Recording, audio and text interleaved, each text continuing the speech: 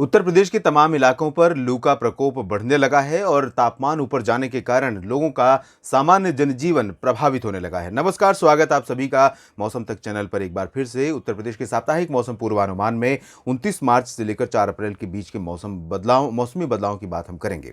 उत्तर प्रदेश के क्षेत्रों पर ज्यादातर इलाकों में इस पूरे सप्ताह अगर एक लाइन में मैं बोलूं तो ज्यादातर हिस्सों में लगातार ड्राई नॉर्थ वेस्टर्ली विंड्स चलेंगी। इसका मतलब यही है कि आसमान साफ और मौसम शुष्क रहेगा अधिकांश शहरों पर।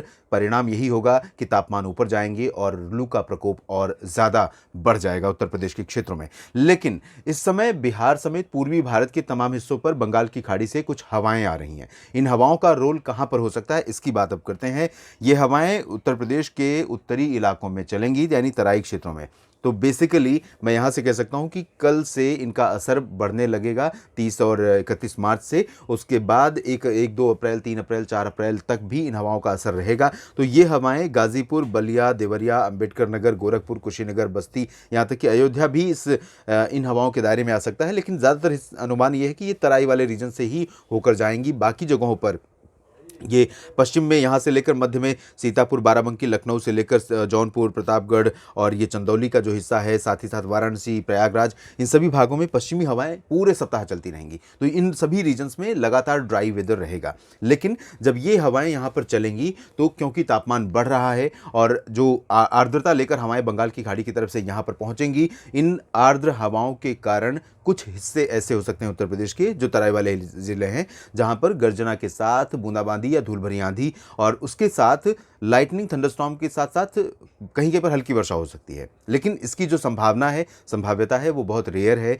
लेकिन सिचुएशन ऐसी है कि एक तरफ टेम्परेचर बढ़ रहा है, दूसरी तरफ मॉइस्चर वाली हवाएं पहुंच रही। तो इस वजह से इस तरह के मौसम की डेवलप होने की संभावनाएं बनती हैं। तो ये संभावना यहाँ पर बन सकती हैं। और आपको बता दें कि जिन इलाकों में पश्चिमी दिशा की हवाएं चल रही हैं, शाहजहांपुर, सीतापुर, बाराबंकी, लखनऊ, अयोध्या, अमेठी, अकबरपुर, प्रतापगढ़, सुल्तानपुर, जौनपुर, इन सभी भागों पर भी क्योंकि एक तरफ आर्द्र हवाएं रहेंगी, दूसरी तरफ गर्म हवाएं रहेंगी, तो यहाँ पर भी कुछ बादल आ सकते हैं। तो ये वाला पोर्शन भी लखनऊ तक और बदायूं, शाहजहांपुर तक का जो हिस्सा है, बरेली और मैं उत्तर पश्चिम की अगर बात करें मुरादाबाद तक, तो इन इलाकों में कहीं कहीं पर 30-31 मार्च के बाद 4 अप्रैल के बीच में कहीं कहीं पर इस तरह की संभावना बन सकती है। बाकी सभी रीजन्स में हीट वेव का प्रकोप जारी रहेगा। ऐसे में यहाँ पर क्योंकि खेतों में अब इस समय काम बहुत तेज़ी से चल रहा है, तो किसान भाइयों से और मजदूर भाइयों से, खेतों में काम करने वाले लोगों से मेरी अपील है कि अपनी सुरक्षा ज़रूर करें, खुले में बिल्कुल ना रहें। और खुले में अगर आपको रहना है तो बिल्कुल भी अपने बदन को ढक कर रखें, पानी पीते रहें, डिहाइड्रेट ना होने दें अपने शरीर को,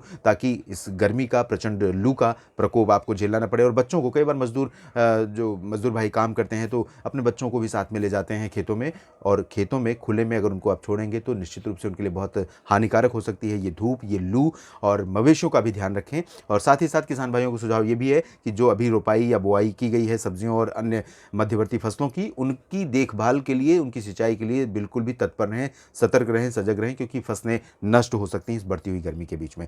उत्तर प्रदेश के साप्ताहिक मौसम पूर्वानुमान के इस बुलेटिन में अभी इतना ही।